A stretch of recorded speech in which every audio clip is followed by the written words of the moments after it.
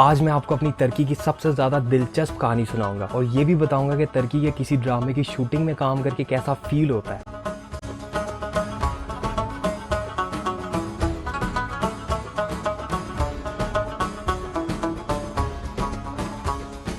आपसे बस एक ही रिक्वेस्ट है कि मेरी पूरी स्टोरी एंड तक सुनिएगा, क्योंकि आपको काफ़ी सारी अनोखी चीज़ें पता लगेंगी।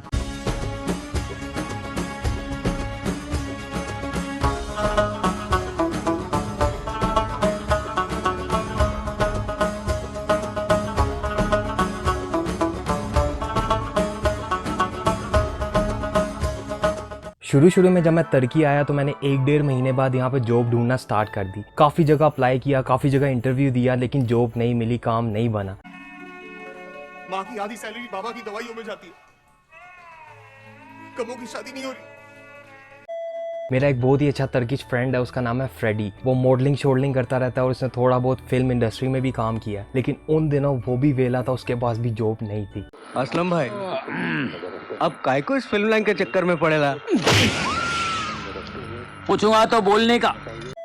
एक दिन हम लोग कैफे में बैठे हुए थे, हमारे साथ कुछ इंटरनेशनल फ्रेंड्स भी थे, हम लोग एंजॉय कर रहे थे। अचानक फ्रेडी को फिल्म इंडस्ट्री से कॉल आई।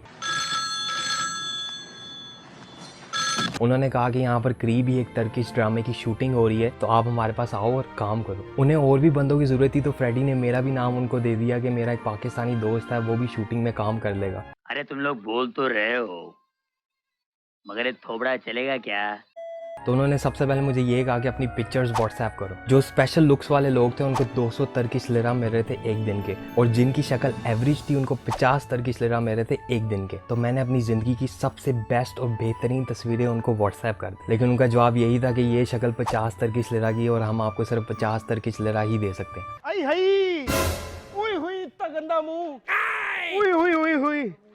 और उनकी एक और भी शर्त थी कि मुझे अपनी बियर्ड भी शेव करनी है।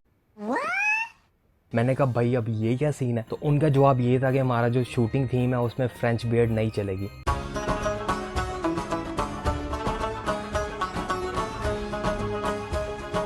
एनीवेज, मुझे बहुत ज़्यादा शौक था कि मैं तुर्की के किसी ड्रामे की शूटिंग लाइव देखूं, तो मैंने सुबह सुबह शेव की और सुबह सुबह 7 बजे सेट पर पहुंच गया।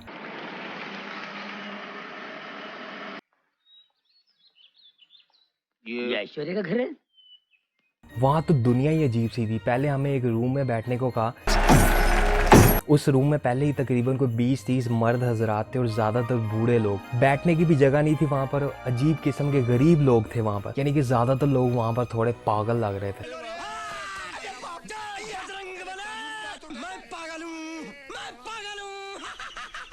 एनीवेज 2-3 घंटे तो हम उस रूम में फजूल ही बैठे रहे। वहाँ पर चाय और कॉफ़ी फ्री थी, वही पी कर हमने अपना टाइम गुजारा। फिर थोड़ी देर बाद एक आवाज़ आई कि नाश्ता तैयार है, आए और सब लोग नाश्ता कर लें। भाईजान रोटी खुल गई है।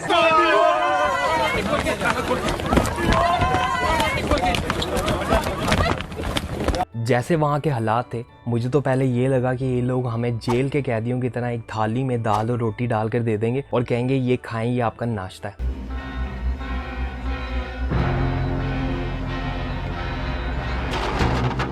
लेकिन जैसे ही हम लोग मेस में पहुंचे, वी वर सरप्राइज। वो बड़ा आला किस्म का रेस्टोरेंट था और इसमें तकरीबन कोई 4-5 मुख्तलिफ किस्म की डिशेस थी। अंडे थे, पनीर था, जैम था, सैलेड थी, बोटल्स थी। नाश्ता फुल हैवी था। हम लोगों ने तसल्ली से 1-1.5 घंटा फुल हैवी नाश्ता किया। जैसे ही हम लोग नाश्ते से फ्री हुए तो सब लोगों को शूटिंग कॉस्ट्यूम्स मिलने लगे। लकीली मुझे बड़े आला किस्म के कपड़े मिले। ऐसे लग रहा था कि जैसे मैं किसी छोटे से गांव का छोटा सा बादशाह हूँ।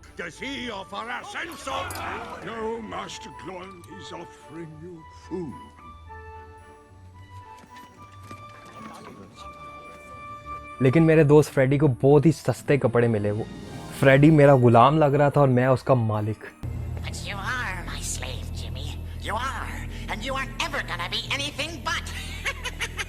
एनीवेज तैयार शार होने के बाद हम लोग फिर उसी सेम रूम में बैठ के थोड़ी बहुत और चाय और कॉफ़ी पी और थोड़ा सो भी लिया। कुछ देर के बाद हम सब लोगों को फाइनली बुलाया गया कि शूटिंग स्टार्ट हो गई है, तो सब लोग सेट पर पहुंचे। जैसे ही हम लोग रूम से बाहर निकले तो सबसे पहली चीज़ जो मैंने देखी वो थी लड़कियां।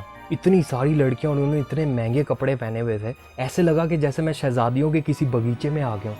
I don't disagree women can have power over men, but it's not always magical, is it, Lagatha? उसके बाद हम लोग पहुंचे सेट पर। मैं तो हक्का बक्का रह गया। उन लोगों ने पूरा का पूरा एक आर्टिफिशियल किला बनाया हुआ था।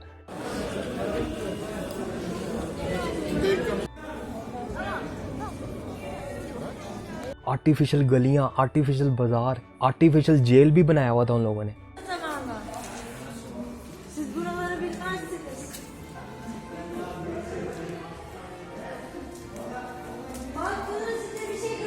मुझे तो ऐसे लगा कि जैसे मैं गेम ऑफ थ्रोन के अंदर आ गया और यहाँ पर किसी दरवाजे से जॉन स्नो निकलेगा और मुझे कहेगा Until I return, the North is yours.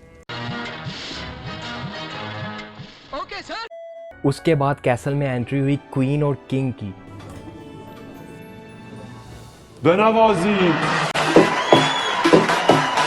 Queen तो अखीर ही लग रही थी यार, उसका ड्रेस, उसका मेकअप सबसे बेस्ट था। सीन ये था कि क्वीन और किंग ने किले के अंदर एंटर होना है घोड़ों के ऊपर, और हम लोगों ने तालियां बजानी है, फूल फेंकने हैं, उनको दाद देनी है, क्योंकि हमारा किंग एक बहुत बड़ी जंग जीत कर कैसल में आ रहा था। ये था हमारा रोल।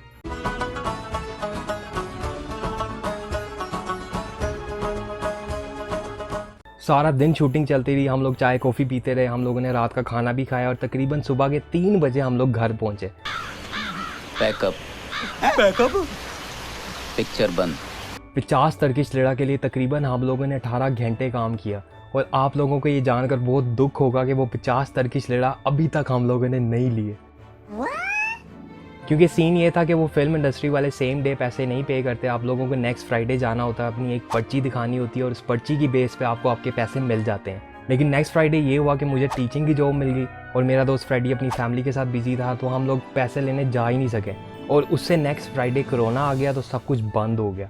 वो पर्चियाँ अभी भी हम लोगों के पास पड़ी हैं, और जब भी मैं फ्रेडी से मिलता हूँ तो हम लोग इस स्टोरी को याद करके बहुत ज़्यादा हंसते हैं।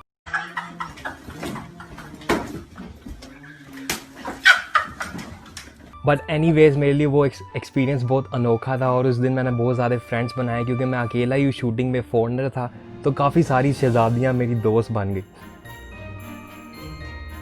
तो ये थी मेरी टर्की की सबसे ज़्यादा अनोखी कहानी। नीचे कमेंट करके बताना कि आपको मेरी एक स्टोरी कैसी लगी। काइंडली लाइक द वीडियो, और अगर आप मेरे चैनल पर नए हैं तो please subscribe. You can also follow me on Instagram guys.